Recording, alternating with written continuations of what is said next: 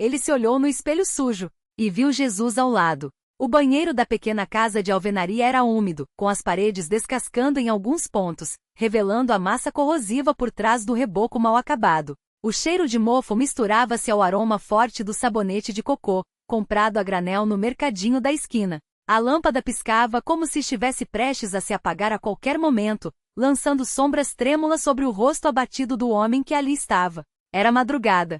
O relógio de parede, herdado de seu avô, marcava 3h17. O silêncio da noite era quebrado apenas pelo zumbido dos mosquitos e pelo som abafado dos carros que passavam na estrada distante. Ele não conseguia dormir. Mais uma noite de insônia, mais uma noite de luta interna. As mãos tremiam enquanto seguiam a linha do próprio rosto no espelho embaçado. Os olhos, antes brilhantes, agora estavam fundos, cercados por olheiras escuras que contavam histórias de noites mal dormidas. A barba por fazer arranhava seus dedos e o cabelo, outrora bem cuidado, estava desgrenhado, como se refletisse o caos de sua alma. "O que foi que eu fiz?" sussurrou, mais para si mesmo do que para qualquer outra pessoa. A voz saía rouca, como se as palavras pesassem toneladas. "Como cheguei até aqui?" Ele fechou os olhos por um instante, tentando afugentar as imagens que o perseguiam. O olhar de decepção da esposa, as lágrimas das filhas, as palavras duras do pastor durante a última conversa no gabinetinho dos fundos da igreja.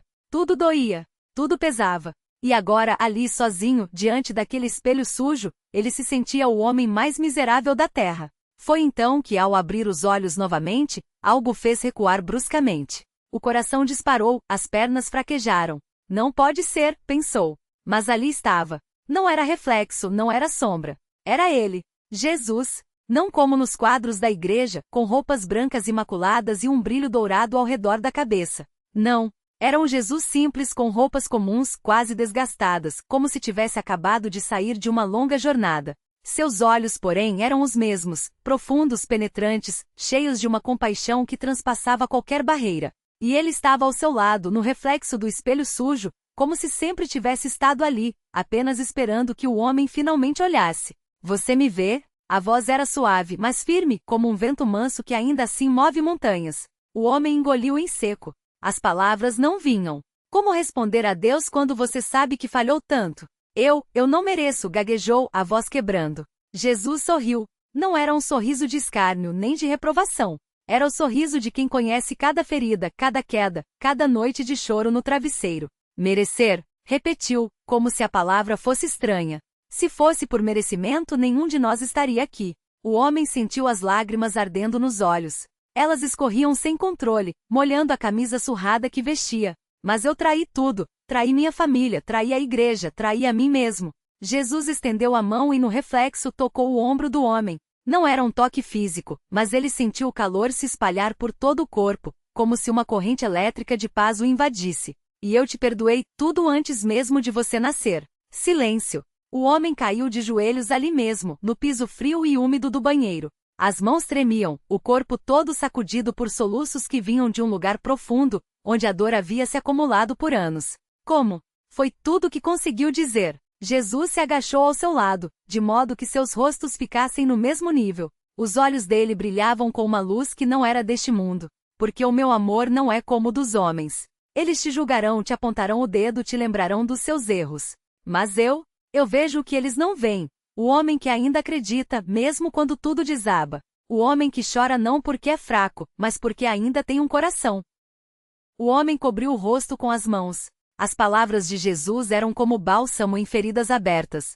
"E agora?" perguntou, a voz abafada pelas próprias mãos. "Como eu volto? Como eu olho para eles de novo?" Jesus se levantou e no reflexo estendeu a mão para ajudá-lo a se erguer. Um passo de cada vez. E o primeiro passo é se perdoar. O peso da culpa e o silêncio da madrugada. O homem, vamos chamá-lo de Davi, porque assim como o rei Davi, ele também havia caído, mas ainda havia esperança. Ficou ali por longos minutos depois que a visão desapareceu. O espelho voltou a ser apenas um espelho, sujo, riscado, comum. Mas algo dentro dele havia mudado. Ele se lavou com água fria, como se pudesse lavar também as manchas da alma. Ao sair do banheiro, o cheiro de café fresco invadiu suas narinas. Mara, sua esposa, já estava na cozinha. Ela sempre acordava cedo, mesmo nos dias em que o sono teimava em não vir. Era uma mulher de rotina, de fé inabalável, de orações silenciosas que subiam ao céu como incenso. Davi parou na porta da cozinha, observando-a. Mara estava de costas, mexendo algo na panela.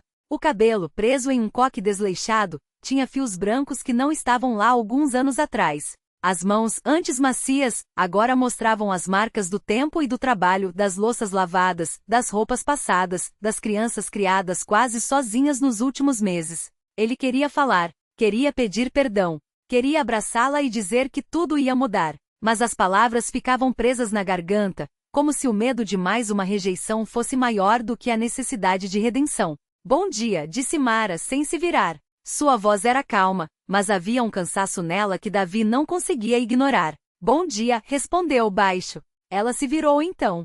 Os olhos dela encontraram os dele e por um instante Davi viu ali a mesma dor que sentia. Mas também viu algo mais, uma centelha de esperança. Como se, apesar de tudo, ela ainda acreditasse que ele poderia voltar. O café está pronto, disse ela, voltando-se para a panela. As meninas já acordaram. Estão no quarto, arrumando as mochilas. Davi assentiu. Ele deveria ir até elas. Deveria beijar suas testas, perguntar como tinham dormido, ajudar a amarrar os cadarços dos tênis. Mas seus pés pareciam pregados ao chão.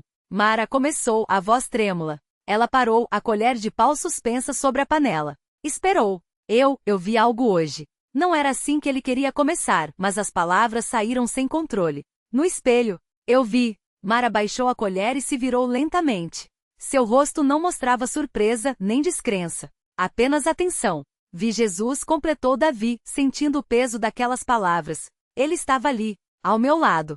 Um silêncio se instalou na cozinha. O relógio de parede tic-tacava, marcando segundos que pareciam horas. Mara aproximou-se dele e, sem dizer nada, segurou sua mão. Não era um gesto de aprovação, nem de reprovação. Era um gesto de presença. Como se dissesse, estou aqui. E não vou a lugar nenhum. Você acha que foi um sonho? Perguntou ela finalmente. Davi balançou a cabeça.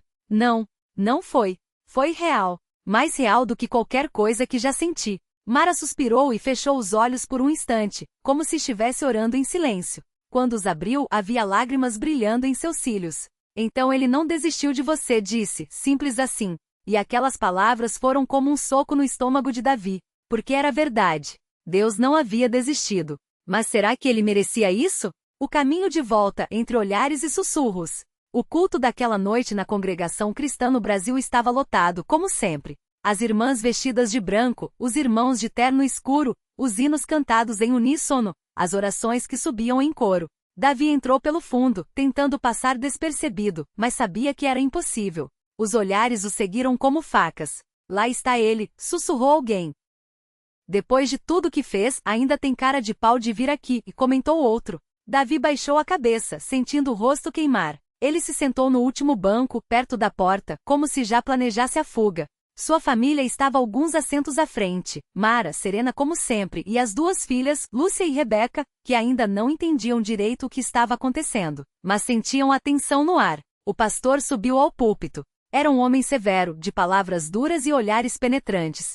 Davi já havia sido chamado ao seu gabinetinho mais vezes do que conseguia contar. Cada vez saía de lá com o coração mais pesado, como se suas falhas fossem sendo empilhadas sobre seus ombros até que ele não aguentasse mais carregá-las. Meus amados irmãos, começou o pastor, a voz ecoando no salão. Hoje vamos falar sobre o perdão. Porque o perdão não é um sentimento, é uma escolha. Uma escolha difícil, mas necessária. Davi sentiu o suor escorrendo pelas costas. Será que era uma mensagem para ele? Ou será que era apenas mais uma coincidência cruel do destino? Há aqueles que caem, continuou o pastor, os olhos varrendo a congregação até pousarem por um breve instante em Davi. E há aqueles que, mesmo caindo, se levantam. Porque a graça de Deus não é para os perfeitos, mas para os que reconhecem sua necessidade dele. Davi fechou os olhos. As palavras do pastor misturavam-se com as de Jesus naquela madrugada. Um passo de cada vez.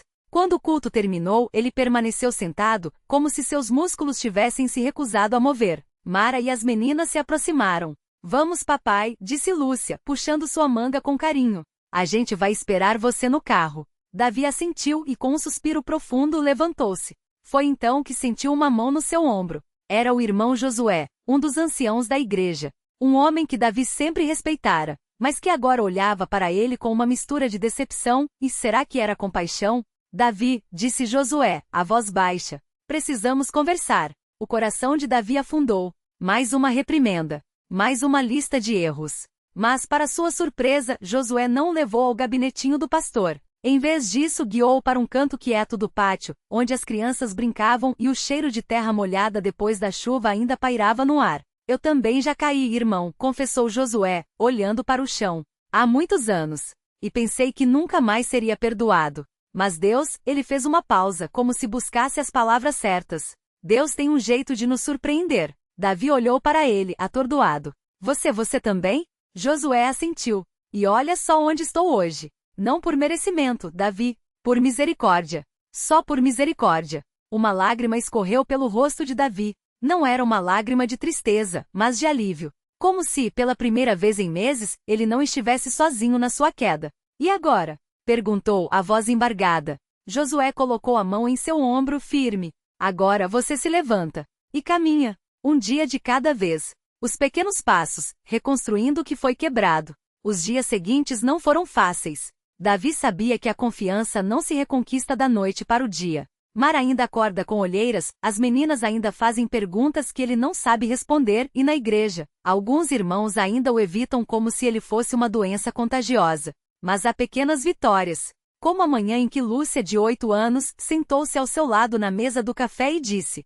Papai, você vai me ensinar a andar de bicicleta hoje? E Davi, com as mãos trêmulas, respondeu: Vou, minha filha, vou. Ou como a tarde em que Mara, depois de semanas de silêncio, sentou-se ao seu lado no sofá e deixou que ele segurasse sua mão enquanto assistiam a um programa na TV. Não houve palavras. Não foram necessárias. E então, houve o domingo em que o pastor, no meio do culto, fez um pedido inesperado.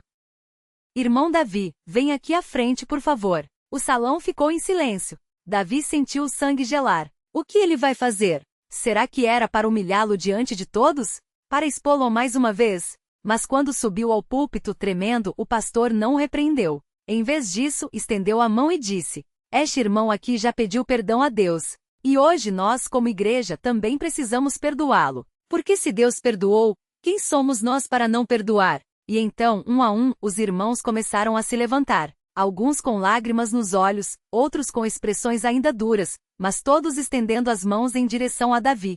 Não foi instantâneo. Não foi fácil. Mas foi o começo. O espelho não está mais sujo. Semanas depois, Davi estava novamente diante do espelho do banheiro. Desta vez, porém, o vidro estava limpo. Ele mesmo havia passado o pano úmido, tirando as marcas de mofo e poeira que antes obscureciam sua imagem. Ele se olhou. Ainda havia cicatrizes. Ainda havia sombra nos olhos. Mas também havia algo novo, uma luz. Não era sua. Era dele.